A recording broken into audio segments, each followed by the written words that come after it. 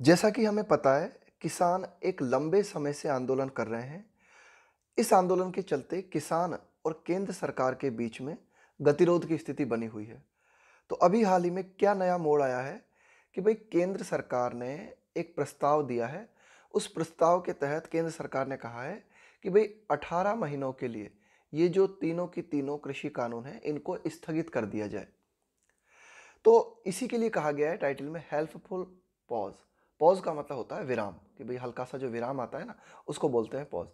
तो एडिटोरियल कहता है कि भाई केंद्र सरकार ने ये जो ऑफर दिया है ना, कि ये जो कानून है इनको 18 महीनों के लिए स्थगित कर दिया जाए, तो ये जो विराम है यह सहायक है कि भाई इस टाइम पीरियड में हम एक बार फिर से जो है कंसल्टेशन कर सकते हैं, विचार विमर्श कर सकते हैं और जो किसानों की समस्याएं उन्हें एक बार फिर से सुन सकते हैं।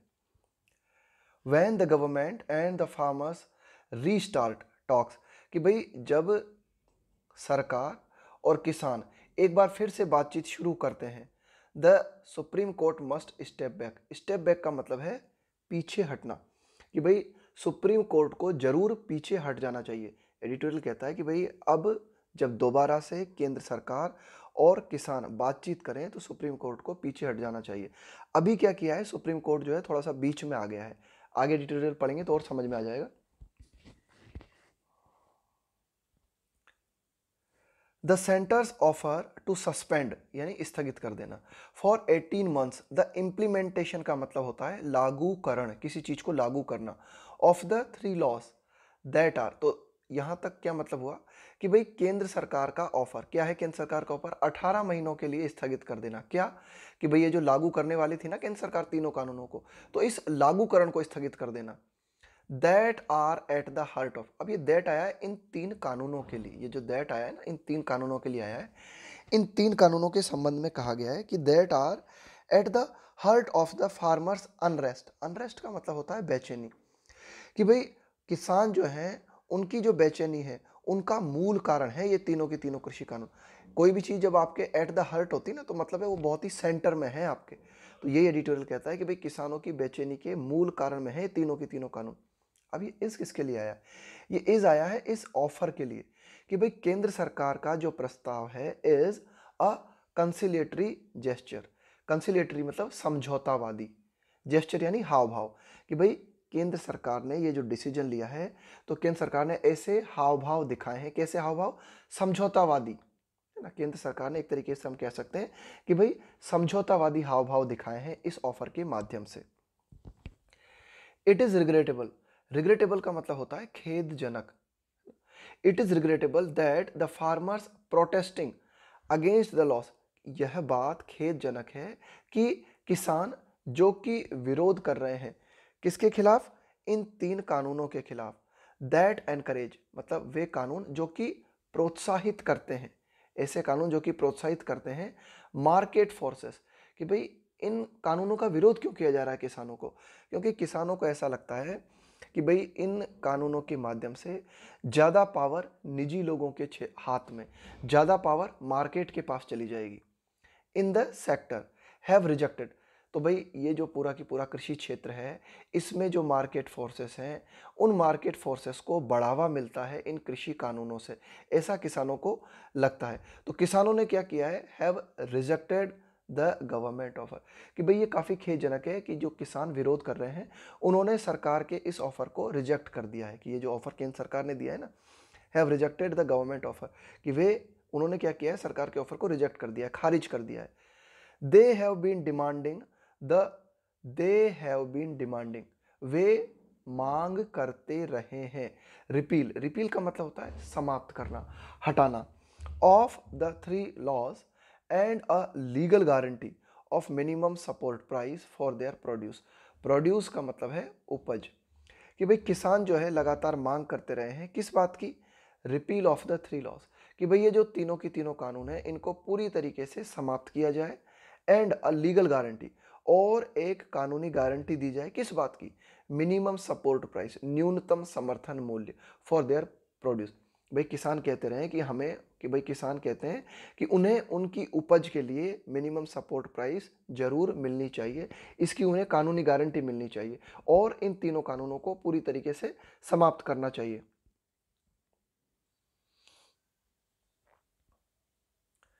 The government has refused to concede these demands, और सरकार ने इनकार कर दिया है। रिफ्यूज का मतलब इनकार कर देना, कंसीड का मतलब होता है मानना, स्वीकार करना। तो सरकार ने इन डिमांड्स को स्वीकार करने से इनकार कर दिया है। कौन सी डिमांड्स? ये किसानों की डिमांड कि भाई किसान चाहते हैं इन तीनों कानूनों को हटाया जाए और मिनिमम सपोर्ट प्राइस की गारंटी दी जाए, लेकिन सरकार ने इन डिमांड्स को मानने से इनकार कर दिया है।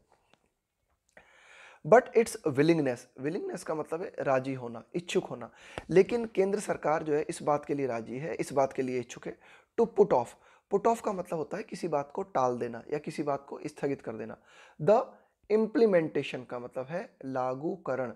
ऑफ द लॉज, लेकिन केंद्र सरकार इस बात की इच्छुक है ना कि केंद्र सरकार ने स्थगित कर दिया है किस बात को? लागूकरण, कि भाई ये जो कानून है इन कानूनों के लागूकरण को सरकार ने कुछ देर के लिए स्थगित कर दिया है, इस बात के लिए सरकार राजी हो गई है। तो सरकार की जो विलिंगनेस है, ये willingness is a right step, कि सरकार की ये जो विलिंगनेस है यह एक सही कदम है। दैट कुड लीड, अभी कुड आया यहाँ पे पॉसिबिलिटी दर्शाने के लिए, फ्यूचर पॉसिबिलिटी दर्शाने के लिए, कि भाई सरकार की जो विलिंगनेस है दैट कुड लीड टू, यह कारण बन सकती है a viable reform package. Viable का मतलब है व्यवहारिक, सक्षम,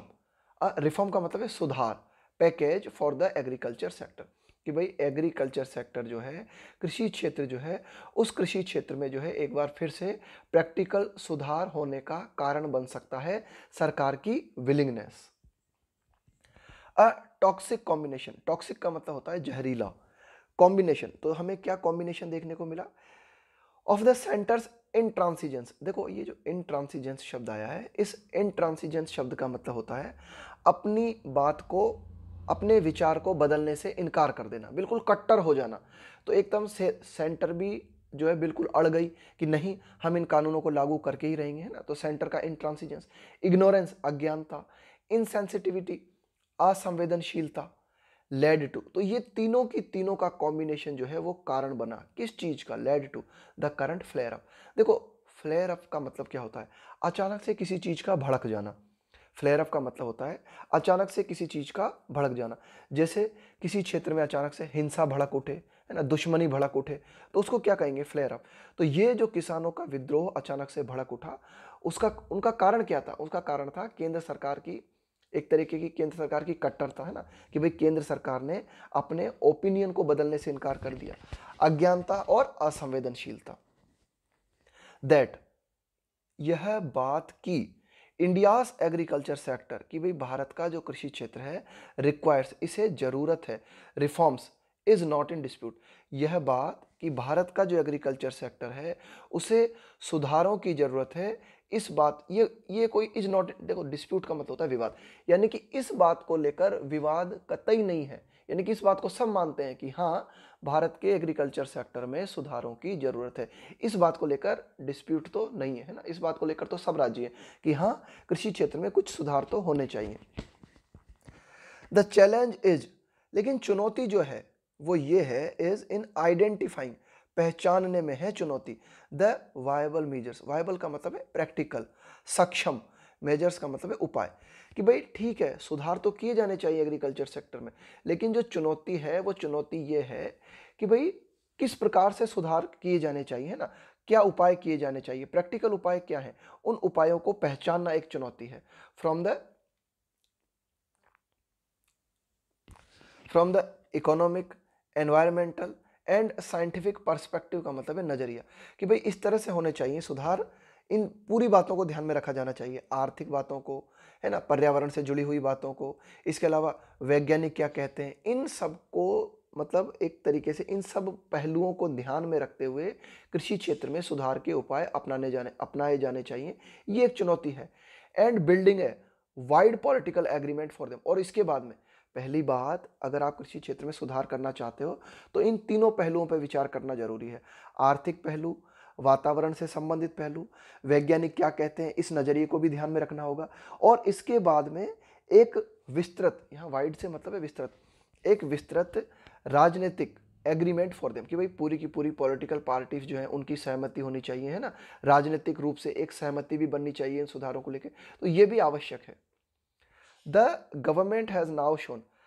the government has now shown, कि सरकार ने अब दिखाया है, क्या दिखाया है सरकार ने, विजडम, कि भाई सरकार ने अब बुद्धिमानी दिखाई है, एंड सगासिटी, इस सगासिटी शब्द का मतलब होता है दूरदर्शिता, है ना, कि भाई बुद्धिमत्ता होती है ना, कि भाई चीज़ों को समझना, चीज़ों को ठीक तरह से समझना और ठीक तरह से जजमेंट लेना, इसको बोलते हैं सैगैसिटी, है ना, दूरदर्शिता या बुद्धिमत्ता। तो अब सरकार ने बुद्धिमानी दिखाई है, अब सरकार ने सैगैसिटी दिखाई है by offering to start consultation. By offering का मतलब है प्रदान करते हुए,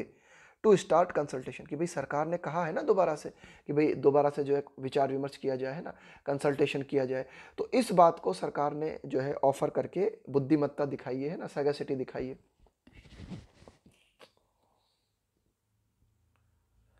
Farmers should now not allow their maximalism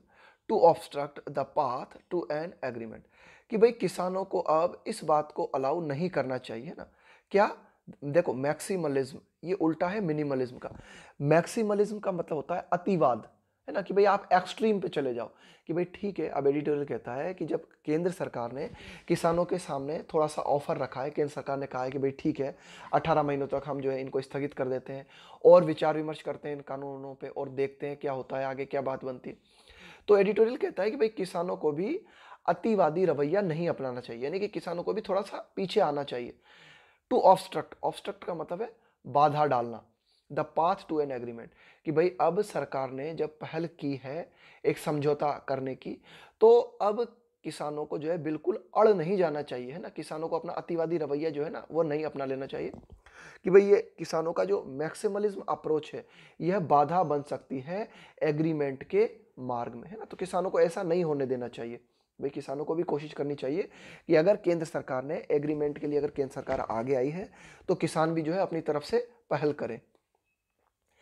it is a case of better late than never, editorial कहता है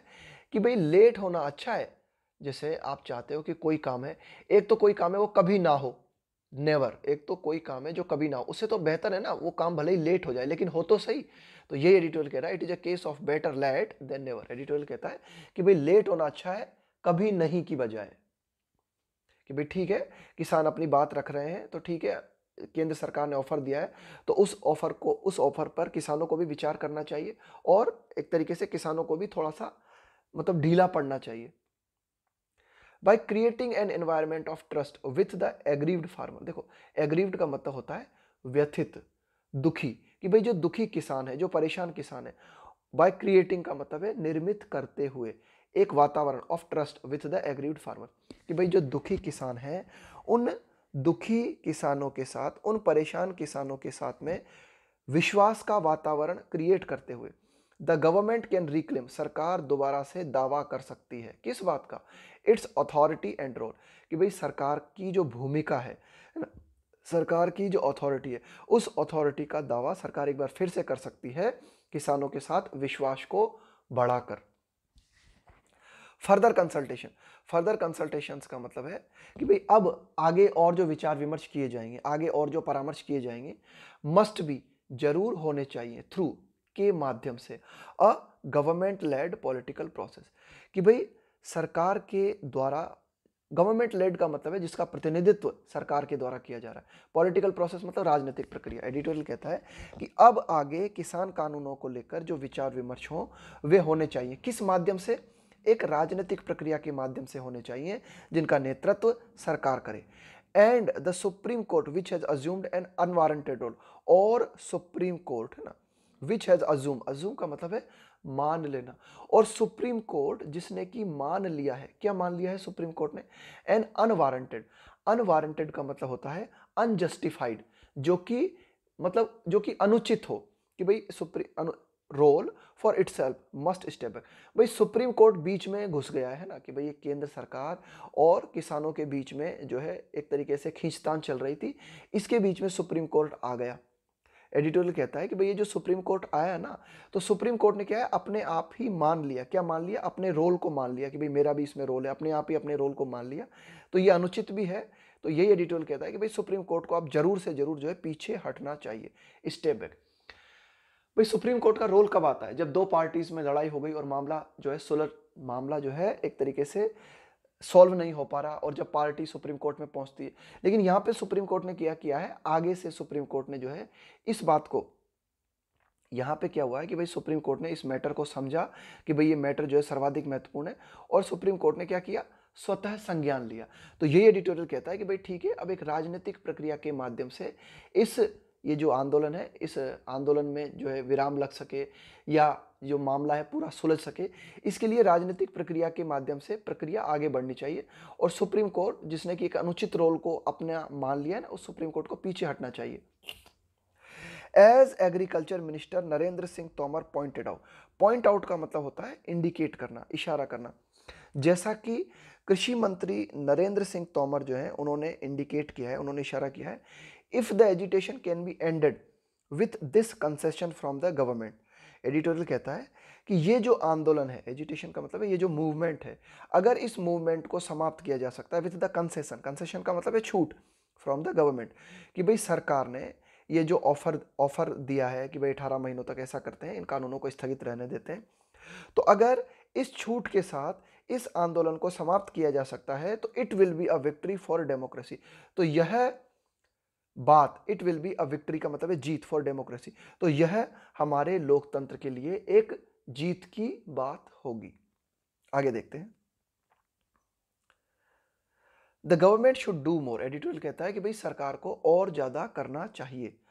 harassment of farmer leaders by investigative agency, अब देखो सरकार को और क्या क्या क्या करना चाहिए कि भाई ठीक है, सरकार ने एक ऑफर दिया है, सरकार ने कहा है कि भाई आगे 18 महीनों तक हम इन कानूनों को स्थगित कर सकते हैं, और 18 महीनों के दौरान हम क्या करेंगे, कंसल्टेशन करेंगे, विचार विमर्श करेंगे, और जो कुछ समाधान निकल सकता है उस समाधान को निकालने का प्रयास करेंगे। एडिटर कहता है कि भाई ठीक है, इतना किया है, अच्छी बात है, लेकिन सरकार को और भी करना चाहिए। क्या और कुछ करना चाहिए सरकार को? हरेसमेंट का मतलब है एक तरीके से परेशान करना किसी को। ये स्पेलिंग जो है ना, हरेसमेंट बहुत इंपॉर्टेंट स्पेलिंग है, ये स्पेलिंग मिस्टेक में पूछते हैं इसे ना। Harassment of farmer leaders by investigative agency, कि भाई जो हमारी सरकारी एजेंसीज हैं, जो जांच करने वाली सरकारी एजेंसी हैं, जैसे सीबीआई है ना, नेशनल इन्वेस्टिगेशन एजेंसी है, तो ये जो एजेंसीज हैं, तो इनके द्वारा किसान नेताओं को जो परेशान किया जा रहा है, उस परेशान करने को तुरंत रोका जाना चाहिए। मस्ट इमीडिएटली स्टॉप, यह तुरंत रुकना चाहिए कि भाई हमारी जो विभिन्न जांच एजेंसीज हैं, उन जांच एजेंसीज के द्वारा किसान नेताओं को जो परेशान किया जा रहा है, तो वह परेशान करना तुरंत रुकना चाहिए। द बीजेपी शुड रेस्ट्रेन, कि भाई जो बीजेपी पार्टी है, शुड रेस्ट्रेन, इसको क्या करना चाहिए, नियंत्रित करना चाहिए, कंट्रोल करना चाहिए। इट्स फंक्शनरीज, कि भाई बीजेपी के जो कार्यकर्ता हैं, फ्रॉम लेबलिंग, लेबल का मतलब होता है किसी पे ठप्पा लगा देना, प्रोटेस्टर्स एज एंटी नेशनल्स, कि वर्तमान में क्या देख रहे हैं हम कि बीजेपी पार्टी के जो भी कार्यकर्ता हैं वे विरोध प्रदर्शन करने वाले लोगों पर एंटी नेशनल होने का ठप्पा लगा रहे हैं। कि भाई जो भी बीजेपी पार्टी के विरोध करता है ना, तो उनको उनको क्या बोल देते हैं, उनको बोल देते हैं कि भाई ये तो गैर राष्ट्रवादी है, ये एंटी नेशनल है। तो ये एंटी नेशनल होने का जो ठप्पा लगाया जाता है इन विरोध प्रदर्शन करने वालों पे, तो ये भी रुकना चाहिए ना, कि भाई बीजेपी को जो है थोड़ा सा कंट्रोल में रहना चाहिए। The farmers who are being presented by several organisations, कि किसान, अब देखो किसानों के बारे में एडिशनल जानकारी दी गई कॉमा से कॉमा तक। हु आर बीइंग रिप्रेजेंटेड, जिनको की प्रतिनिधित्व दिया जा रहा है, हु आर बीइंग रिप्रेजेंटेड है ना, कि भाई किसान जिनका की प्रतिनिधित्व किया जा रहा है, किन लोगों के द्वारा, बाय सेवरल का मतलब है विविध, ऑर्गेनाइजेशन, कि विविध संगठनों के द्वारा किसानों का प्रतिनिधित्व किया जा रहा है। इन किसानों को मस्ट अराइव, इन किसानों को जरूर पहुंचना चाहिए, कहां पहुंचना चाहिए, arrive at a common platform, इनको एक सामूहिक मंच पे पहुंचना चाहिए, for talks with the government, कि भाई the farmers must arrive at a common platform, कि भाई किसानों को एक सामूहिक मंच पे पहुंचना चाहिए, for talks with the government, सरकार के साथ बातचीत करने के लिए विभिन्न किसान संगठन जो है इनको एक होना चाहिए और एक मंच निर्मित करना चाहिए। हैविंग बीन सक्सेसफुल, सफल रहने के बाद, हैविंग के साथ में जब ये थर्ड फॉर्म आती है ना, इसका मतलब होता है ऐसा कर लेने के बाद। जैसे मैं कहूं हैविंग ईटन, इसका मतलब हुआ खाना खा लेने के बाद। हैविंग बीन सक्सेसफुल, सक्सेसफुल होने के बाद, in winning the attention of the government, कि सरकार का ध्यान आकर्षित कर लेना, मतलब भाई किसानों ने क्या किया, फाइनली सरकार के ध्यान को आकर्षित कर लिया, किसान जीत गए, है ना। तो आप हैविंग बीन सक्सेसफुल, सफल होने के बाद में किस बात में सफल रहे किसान, इन विनिंग, की उन्होंने जीत लिया, क्या जीत लिया, सरकार का ध्यान। And the larger society towards their grievances, grievance का मतलब है दुख, कष्ट, कि भाई किसान इस बात में सफल रहे, किसान जीत गए कि उन्होंने सरकार का ध्यान अपनी ओर खींच लिया। इसके अलावा विभिन्न जो हमारे समाज है, उन समाज का ध्यान भी किसानों के दुख की ओर गया है, किसानों की परेशानी की ओर गया, टुवार्ड्स यानी की ओर। अब एडिटोरियल कहता है the farmers must now suspend their protest, कि अब किसानों को जरूर उनका ये जो प्रोटेस्ट है, उनका जो विरोध है, उसको स्थगित करना चाहिए। इंक्लूडिंग द प्लान, कि भाई किसानों का अभी, है ना, किसान विरोध प्रदर्शन कर रहे थे और तो उनका ये प्लान भी था, क्या प्लान था उनका, for a tractor rally in Delhi on Republic day, कि भाई जो हमारा गणतंत्र दिवस है 26 जनवरी के दिन किसानों का ये प्लान था कि 26 जनवरी के दिन दिल्ली में एक ट्रैक्टर रैली निकाली जाए, है ना। तो एडिटोरियल कहता है कि अब किसानों को भी जो है थोड़ा सा नरम रुख अपनाना चाहिए और किसानों को भी जो है अपने विरोध को जो है थोड़ा सा उनको स्थगित करना चाहिए, और ये जो ट्रैक्टर रैली जो आयोजित करने का प्लान था ना किसानों का, उस प्लान को भी उन्हें स्थगित करना चाहिए। The consultations on the 3 laws, consultations विचार विमर्श ऑन द 3 लॉज, कि भाई ये जो 3 कानून है इनको लेकर विचार विमर्श, and reforms in general must take place मतलब घटित होना, इन एन एम्बियंस का मतलब है माहौल, कि भाई जो ये जो विचार विमर्श की बात कर रहे हैं हम, कि भाई इन 3 कानूनों को लेकर विचार विमर्श होना चाहिए, एंड रिफॉर्म्स और सुधार होने चाहिए, इन जनरल, है ना, कि भाई एक जनरल सुधारों की बात करें, मस्ट टेक प्लेस जरूर होने चाहिए, in an ambience of mutual trust, एक ऐसे माहौल में बातचीत होनी चाहिए, पारस्परिक विश्वास का माहौल, म्यूचुअल ट्रस्ट का मतलब है पारस्परिक विश्वास के एम्बियंस में, पारस्परिक विश्वास के माहौल में कंसल्टेशंस होने चाहिए, and a spirit of give and take, spirit का मतलब है, स्पिरिट का मतलब है यहाँ पे भावना, ऑफ गिव एंड टेक, यानी कि गिव एंड टेक का मतलब है देने और लेने की भावना, यानी कि जो कंसल्टेशन हो वो इस तरह का हो कि न तो सरकार किसानों का शोषण करे और न ही किसान जो है अनुचित दबाव सरकार पे बनाए, कि भाई कुछ ऐसी बात होनी चाहिए, गिव एंड टेक, यानी कि म्यूचुअल ट्रस्ट के साथ आपस में, कि भाई ठीक है आप अपनी परेशानी बताओ और आप अपनी परेशानी बताओ, और दोनों जो है आपस में देना और लेने वाली बात होनी चाहिए। आगे देखते हैं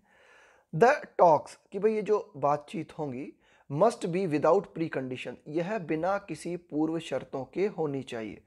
but with an agreed premise, लेकिन इस आधार पे होनी चाहिए ना, but with an agreed premise का मतलब है आधार, that agriculture and farmers can not be left at the mercy of market forces, लेकिन इस आधार को ध्यान में रखना चाहिए कि भाई ठीक है कि जो बातचीत होती है वो बिना किसी कंडीशंस के होनी चाहिए, लेकिन इस आधार को ध्यान में रखना चाहिए कि जो हमारा एग्रीकल्चर क्षेत्र है, जो कृषि क्षेत्र है और जो किसान है, इन्हें हम बाजार की ताकतों के भरोसे नहीं छोड़ सकते। मर्सी का मतलब है दया, रहम, है ना। कैन नॉट बी लेफ्ट का मतलब है छोड़ना, कि भाई किसानों को और एग्रीकल्चर क्षेत्र को बाजार की ताकतों के भरोसे नहीं छोड़ा जा सकता, बाजार की ताकतों की दया पर नहीं छोड़ सकते।